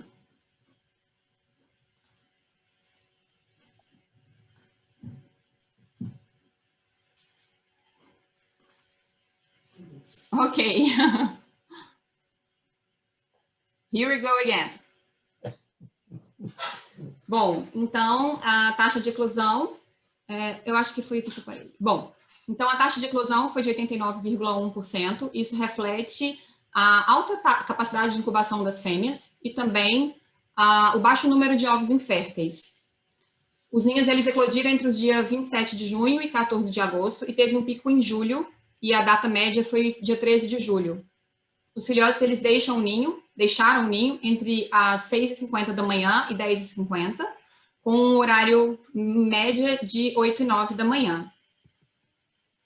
E o sucesso reprodutivo? Bom, o sucesso de ninhos foi de 77,1%. O pato mergulhão ele mostrou uma alta taxa de sucesso de ninho, o qual, em geral, é realmente mais alta para aves aquáticas que nidificam em cavidades em relação a outros tipos de substrato. A predação de ninhos foi de 7,9%. Essa taxa ela pode não ter um impacto significativo sobre a população de pato mergulhão na Serra da Canastra, especialmente quando associada com altas taxas de eclosão de ovos. E durante todo o período de estudo, nós não observamos perdas parciais de ovos durante o período de incubação. A sobrevivência dos filhotes foi de 53,8% e a sobrevivência da ninhada foi de 100%. Durante todo o período de estudo, também nós não observamos ninhadas que foram completamente perdidas durante esse período de 8 semanas de vida. E o sucesso dos descendentes, lembrando que a probabilidade de um ovo sobreviver a todo o período de incubação, eclodir, o filhote sair do ninho e ele sobreviver por 8 semanas foi de cerca de 36%. 30 filhotes foram perdidos durante o período de desenvolvimento, do seu período de desenvolvimento, e por causas que nós não conhecemos. Aqui os babies. E tentativas de predação foram observadas, tentativas de predação de indivíduos adultos de pato mergulhão por urubitinga. Daqui a gente pode ver uma distância, a distância, o ninho. Aqui uma vista mais próxima desse ninho. E aqui, urubitinga, né, em frente ao ninho e a fêmea dentro do ninho.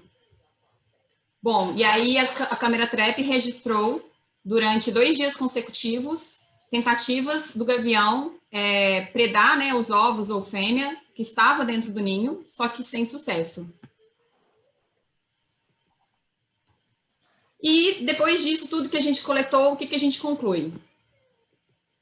Bom, as estimativas de sucesso reprodutivo obtidas nesse estudo, elas são extremamente importantes, pois elas representam um primeiro passo para futuras pesquisas, né, envolvendo aspectos demográficos da espécie, e para entender e elas podem facilitar um melhor entendimento, né, das dinâmicas populacionais e possíveis desvios de estabilidade na população. E isso é muito importante porque, a partir disso, nós podemos predizer os riscos de extinção da espécie.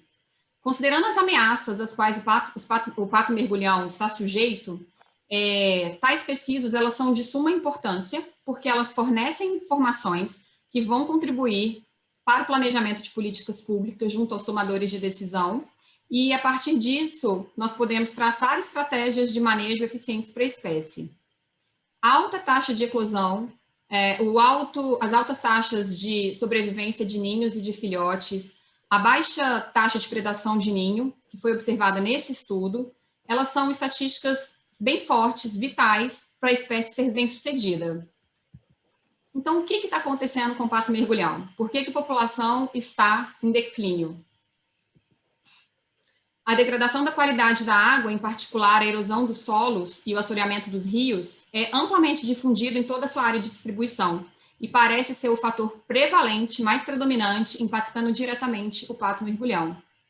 Os trechos de rios de águas claras, eles têm se tornado muito raros fora dos parques nacionais e das reservas naturais, como um resultado de um crescente devastador, né, velocidade com que a agricultura e as pastagens, né, têm tomado conta do cerrado brasileiro. Os impactos hidrológicos causados por represas também são considerados fatores de ameaças muito importante e crítico que impacta diretamente o pato mergulhão e coloca em risco a sua continuidade. Então, assim, o maior obstáculo para as populações, né, para o crescimento da população de pato mergulhão, parece estar relacionado à crescente perda de hábitat, o qual poderia limitar o estabelecimento dos filhotes em novos territórios. É isso. Bom, gostaria de agradecer a todos e isso foi um pouco do que a gente fez ao longo de todos os anos. Claro que tem muitos resultados que eu não apresentei aqui, mas vocês podem ler no artigo. E é isso. Thank you. Onde que eu estou? Thank you, Flavia. That was an excellent presentation. Thank you. So much new information. Yes. So we do have several questions here in the chat, and I think that probably is the most efficient way for people to ask questions. And so we have Lillian, I see here, if you want to unmute. And so the first question from Dave Moore, he says, first, a very challenging system to work in, and then asks, why do you think it took so long to have found the first nest for this species? Dave, do you mean the one in 1956? Yeah, so the very first nest that was found. Why did it take so long to find that first nest? Is there any historical information or traditional knowledge on its distribution? And could it be breeding outside your 3 study areas? Então, o Dave comenta que é um sistema bem difícil, né, de se trabalhar, pelo que você apresentou. Muito. E por que você acha que demorou tanto tempo para achar o primeiro ninho? O que faz ser tão difícil? Essa é a primeira pergunta. E se tem alguma informação histórica ou conhecimento tradicional sobre a distribuição? Acho que você mostrou um pouquinho, né? Será que eu tenho que compartilhar novamente? Eu acho que não, eu acho que pode só explicar.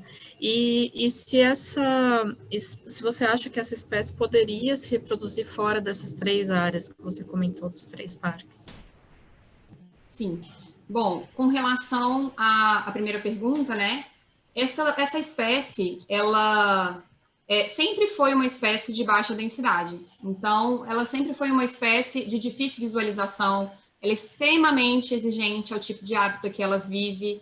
Então, nunca se teve muito pato mergulhão mesmo, né? Mesmo quando ocorria na Argentina, no Paraguai, ela estava em áreas muito restritas, sempre relacionado a águas claras, cristalinas, onde tivesse possibilidades para ninhos, onde tivesse alimentos. Então, a gente chama de uma espécie muito exigente. Então, por esse motivo, não era fácil encontrar muito pato mergulhão mesmo, e também não tinha muitos estudos sendo desenvolvidos, conduzidos, né, para esse fim. Inclusive, na década de 50, ela foi considerada uma espécie extinta. Então, para você ver o tanto que ela realmente é uma espécie rara e de baixa densidade, né? E então, a partir dos primeiros estudos, né, conduzidos por Partridge, que foi encontrado esse ninho, passou quase meio século para poder encontrar um novo ninho. Não tinha tanta gente, provavelmente, procurando por ninhos, não se conhecia muito nem como eram esses ninhos, porque o primeiro ninho foi em oco de árvore, então supõe-se que os outros também seriam. E foi uma surpresa quando os pesquisadores encontraram um ninho em paredão de rocha. Para a gente, então, foi mais surpresa quando a gente encontrou um ninho em cavidade de terra.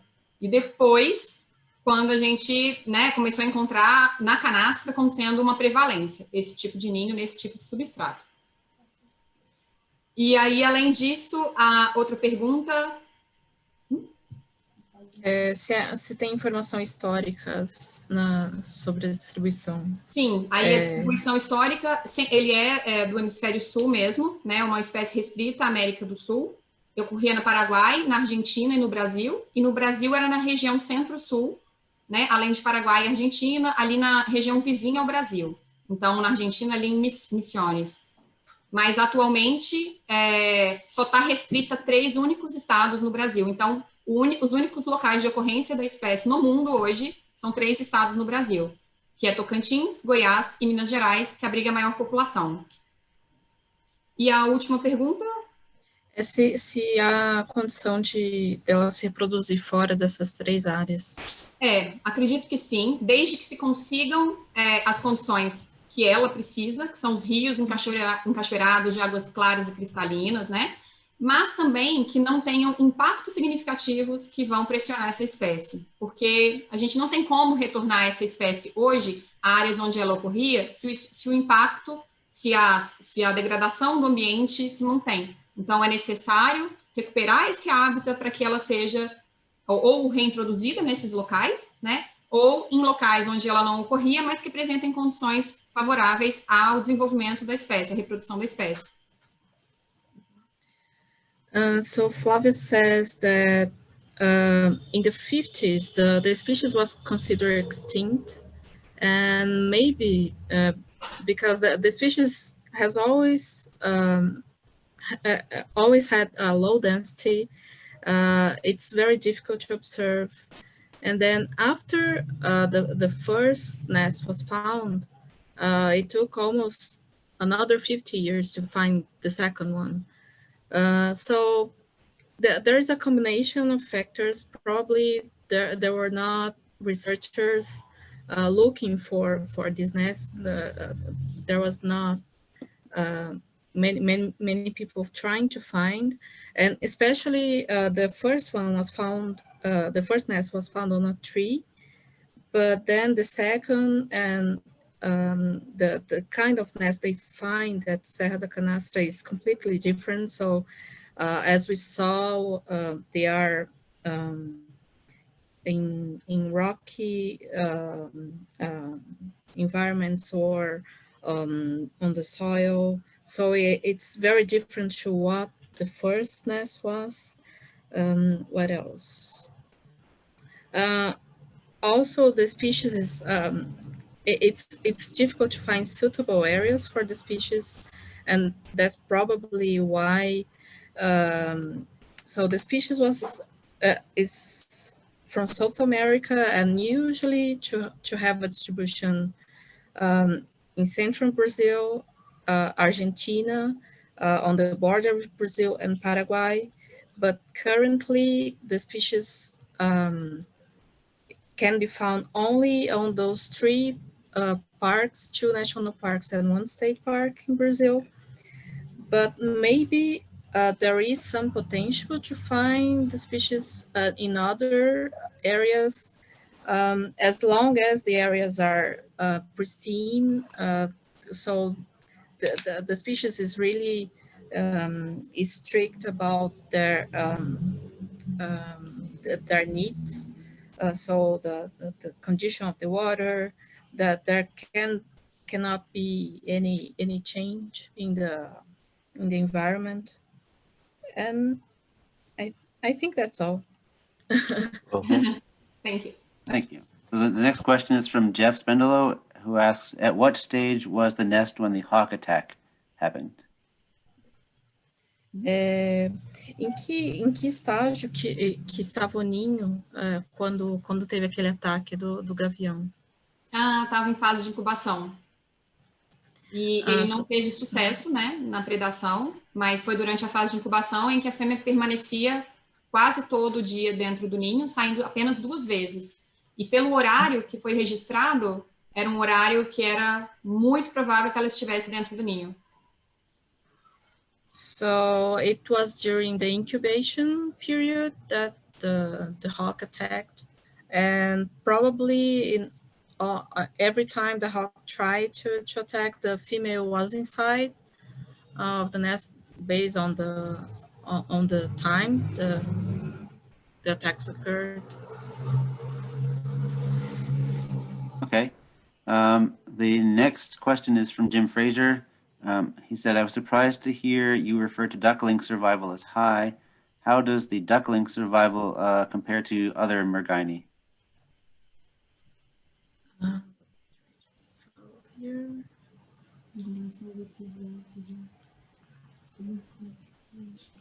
Sorry, I think I lost here. So he wants to know how the duckling survival compares to duckling survival for other mergansers. Tá. Como que a sobrevivência, a taxa de sobrevivência se compara com outras espécies do gênero?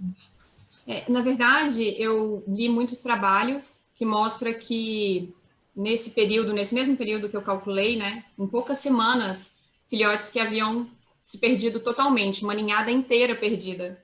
E a gente, no nosso caso, a gente não observou ninhadas que foram completamente perdidas no período de 8 semanas. Alguns ninhos, saíam 8 filhotes, uma semana depois, a gente tinha exatamente metade da quantidade de filhotes, e já aconteceu de sair 8 filhotes de um ninho, e uma semana depois ter só 2 filhotes. Então, a nossa impressão era que a taxa de sobrevivência era muito mais baixa. Porém, em outros rios, que provavelmente têm talvez um potencial de ameaça menor, né, em termos de predadores, em termos de condições de rios, a gente observava o contrário. 8 filhotes nasciam, 3 semanas depois continuavam 8 filhotes. Então, quando a gente fez a média, né, fez o cálculo de todos esses ninhos, a gente chegou a essa taxa de sobrevivência de quase 54%. Nós ficamos felizes em observar, especialmente porque nas outras espécies, né, do gênero Mergus, em poucas semanas, ninhadas eram completamente perdidas. Então, a gente falou, então não é tão ruim quanto a gente pensava, apesar de que fica na nossa memória só as ninhadas que perderam muitos filhotes, né? Mas quando a gente foi reunir todos os dados, a gente viu que não era tão ruim assim. E as condições a que os outros mergos estão sujeitas são diferentes das condições que o Mergus octocetáceos está sujeito no Brasil, né? Os outros mergos, eles têm uma fase também que passa aí pelo mar, né? Então, eles têm uma fase da vida que alterna aí, que tem condições climáticas mais amenas, que tem outras condições em que eles estão sujeitos que a gente não encontra aqui. Então, acredito que a taxa de sobrevivência dos filhotes realmente é até melhor do que eu esperava, e comparativamente com outros mergos, eu acredito que seja maior do que a grande maioria deles. E eles botam, inclusive, mais ovos, né? Justamente, muito provavelmente, porque tem uma perda também maior de filhotes. Então, esse número de ovos também é maior. So, comparing to the other species, she thinks that the survival rate is higher for the species she studies.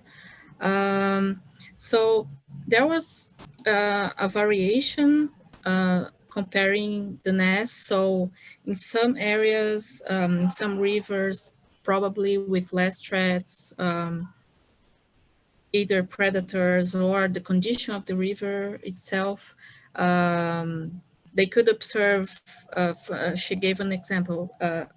So there were 8 ducklings, and after 3 weeks, they could still see all the 8. But in other areas, in 1 week, 1 week after they saw, they could see only 50%. So it was very variable depending on the conditions. And maybe that's a reason why the other species lay more eggs, because the survival rate is lower. So maybe that's a way to compensate, because they have different conditions depending on the phase that the other species. So maybe the survival is more challenging. Lilian, e também, no caso do pato mergulhão, o macho, ele tem um cuidado parental muito grande. Ele cuida ativamente dos filhotes, e isso não acontece com os outros merguini sempre. And the male part from the species she studies participates in the parental care, and that doesn't happen with the other species. Okay, so there's actually 2 more questions, but they're related, so maybe you would pose them together. The first is Don. Don asks, why are you using captive breeding if reproductive success in the wild is good? And the second is, Dave wanted to know, how does the captive breeding program work? What are the activities that take place in the captive breeding program? Então, a primeira pergunta é por que fazer a reprodução em cativeiro, se vocês estão observando sucesso na natureza. E a segunda é quais são, como que tem se estabelecido essa reprodução em cativeiro, o que vocês estão tentando alcançar. Bom, por que fazer, então, um programa de cativeiro? O número de indivíduos no mundo é muito baixo, né? São menos de 250 indivíduos no mundo, e eles estão hoje restritos ao Brasil. A maior população, 140 indivíduos, 150, estão na canastra. Porém, a gente consegue observar que a degradação do hábitat é muito rápido, e isso está acontecendo numa velocidade muito grande. Então, o que a gente consegue ver lá na frente é que daqui a pouco a gente pode não ter áreas suficientes para a permanência dessa espécie em vida livre. E aí é uma forma de, uma espécie que é criticamente ameaçada de extinção, uma ferramenta que seria para conservação, uma delas, com certeza seria a criação em cativeiro. Porque se a gente consegue encontrar áreas que ainda estejam adequadas, tanto a receber indivíduos que ali não ocorriam, ou áreas onde seja possível recolonizar com os indivíduos que existiam antes e agora não tem mais, seria um esforço futuro com esse objetivo. Então, é justamente pelo baixo número de patos que tem hoje, né? A gente estima que sejam cerca de 220 no mundo, né? 220 no Brasil. Então, a gente precisa ter esse background, né? Em cativeiro, que seria uma forma de tentar mais uma ferramenta, mais uma alternativa para a conservação da espécie. E sim, o programa de cativeiro está funcionando, e a gente ainda não fez a introdução de nenhum indivíduo. São, acredito que pouco mais de 50 indivíduos que já tem no cativeiro. Tem representantes das 3 populações hoje que ocorrem no Brasil, né, da canastra, do jalapão e do veadeiros. Canastra patrocínio, ali pertinho. Bom, e aí eles já conseguiram, primeiro foram coletados ovos da natureza que eclodiram no cativeiro, nasceram no cativeiro.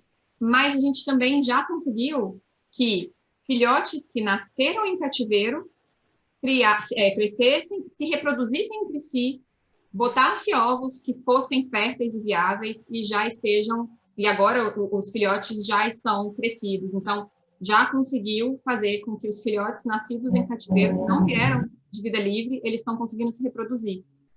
Então, um próximo passo futuro seria a reintrodução, né? Desde que a gente consiga resolver a questão da destruição do hábitat dele. Mhm. So, well, the reason to use to have this effort of captive breeding is because there are about 250 individuals in the world, and 140 more or less are in Serra da Canastra, and Cerrado, this savanna-like biome that we have in Brazil, is suffering a habitat loss.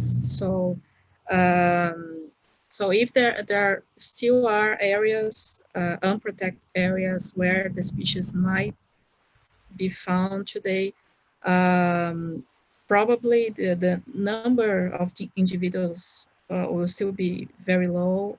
So that's why making this effort to breed, to do captive breeding. And the next step would be to find suitable areas for reintroduction. So nowadays, just to give an idea, there are 50 individuals in captive breeding from the 3 existing populations. And she gave an example that so there were some that were born in captivity, and some of those that were born in captivity already had a successful reproduction. So the next step would be to find suitable areas for reintroduction of some of those individuals. Okay, well, thank you very much, Lillian, for doing the translating. And thank you once again, Flavia, for your excellent talk. Oh, thank you. Thank you, Lilian and Jonathan and everybody. Thank you. Thank you, Flavia. I'm going to try this again. Can you see this now? Yep. We're good. Okay. So Dr. Jim Frazier is our 2020 Kai Curry Lindahl Award, and it's important to realize that this is one of the highest honors that the Waterbird Society recognizes its members with. This is a great achievement, and I'm going to read from some of the nomination letter to give you a sense of the lifetime dedication that Jim has made to conservation of waterbirds.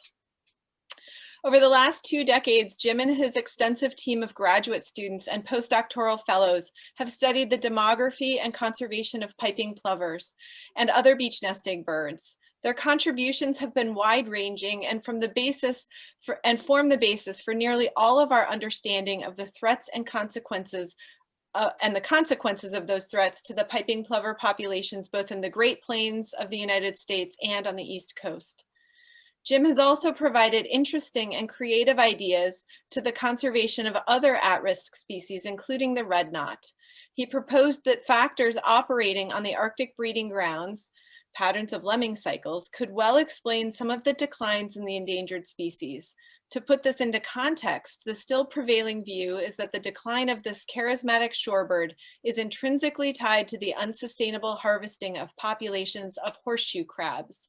It took an act of bravery to suggest a possible alternative cause to the decline, especially in an issue where politics continues to play an outsized role. Jim and his colleagues have also been involved with other contentious conservation issues, like a major bridge development that threatened a large colony of royal terns. Through his advocacy and good science, an agreement was reached that resulted in a win-win situation with new habitat created and very quickly colonized, and a new bridge was built. Jim has an impressive legacy in waterbird biology. His funding successes have allowed him to address many waterbird conservation issues in creative ways, at the same time training a new generation of technicians and conservation biologists. The Executive Council of the Waterbird Society is pleased to recognize Jim Frazier with this award, and we look forward to his lecture when we meet in person in Texas in 2021. And this is where we would have a big standing ovation, which is much harder on Zoom, but I'll lead the recognition of Jim, and I'll give him a few minutes if he'd like. Congratulations, Jim. Thanks very much, Patty. And let me just start by following Dave's good example and acknowledging the fact that I'm coming to you from the ancestral homeland of the Monacan and Tutelo people, some of whom are still around, what I'm happy to say. The other thing I'd like to say that before I say respond is to congratulate Flavia on doing an amazing presentation across the boundaries of language and geography and computers. And she did a terrific job. So that was wonderful. But I would like to give you my very sincerest thank you for getting this award. It means a lot to me coming from an organization which is chock full of people who have made huge contributions to conservation and to mentoring. And so I thank you for that. And I would like to say that as most of you who know me and know my lab, whatever I've accomplished or what I'm getting awarded for here really is the accomplishment of many really outstanding graduate students and postdocs and colleagues, two of whom have been loomed large in this meeting, Jonathan Cohen and Dan Catlin, but there are many others. So I do appreciate that. And so I accept this award really on behalf of these people, this group of people. And so I hope to tell you a little bit more about them perhaps in Texas. And on just one more note, I'd like to say this has given me an opportunity to reconnect because people have seen this. And so I've been able to reconnect with a couple of the three Waterbird stalwarts, Mike Irwin and Paul Buckley and Brad Andrews. I see Brad is still kicking around here, but those other guys have kind of disappeared. So, but I've been emailing with them as a result of this. So that's a subsidiary benefit. So once again, thank you so much. I appreciate it very much. And I look forward to seeing you all in the flesh in Texas. Well deserved, Jim. This kind of brings us to the end of our meeting. It's been a really exciting month of getting together. I know I speak for many of us when I say I'm really looking forward to in-person meetings, but nevertheless, this Zoom connection has been a real much needed in a very challenging semester. So I appreciate all the participation and attendance and the opportunity to reconnect with my people. I did put on maybe Dave has some things to say as well, but I thought it would be easy enough to transition this into an informal socializing as long as people are available to have conversation. So I guess I'll open the floor. Oh, I have nothing else to add, and just, yeah, congratulations, Jim. Thank you so much, Flavia, for a really interesting talk, and just welcome aboard the new counselors and officers to the team. And like Patty said, yeah, it's really good to see my people again. So next year in Texas, crossing fingers for in person, but yeah, this has been great. Thank you so much. Bye, everybody. Bye, Erica. Bye.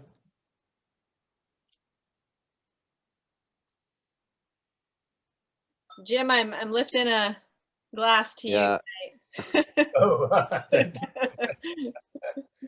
I didn't pour mine. I've got some Baileys in the other room. There you go. Flavia, I very much appreciated your presentation. One of the benefits of this Zoom is that we can connect with people we wouldn't normally connect with in person. So thank you.